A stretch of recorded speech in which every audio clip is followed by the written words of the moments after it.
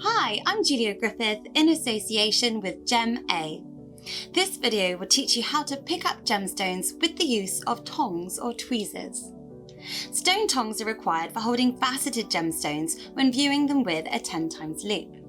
Now they allow the majority of the stone to be viewed clearly whilst keeping the gem free of fingerprints. Stone tongs have grooves within them, and these are designed to hold a gemstone by its girdle, which is the outline of the stone. Before picking up your gemstone, clean it thoroughly with your gem cloth to remove all dust and dirt.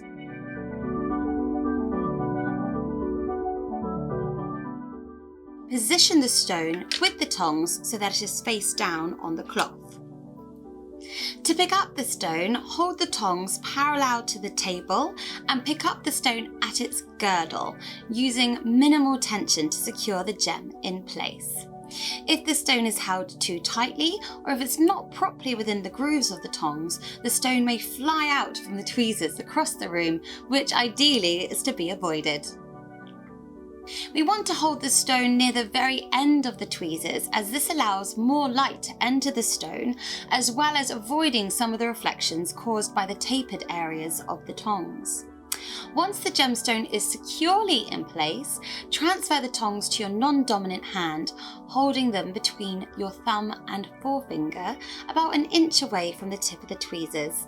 Then relax the rest of your fingers around the tongs.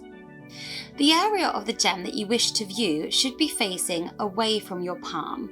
For example, to view the gemstone in its face up position, hold the crown facing you.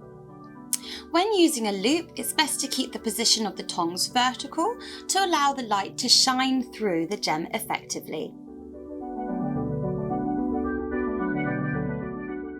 For large gemstones, or those that are cut as cabochons or not cut at all, it can be very difficult to hold these in stone tongs, and so I would suggest to hold them between your thumb and middle finger instead, using your index finger to rotate the gem if necessary.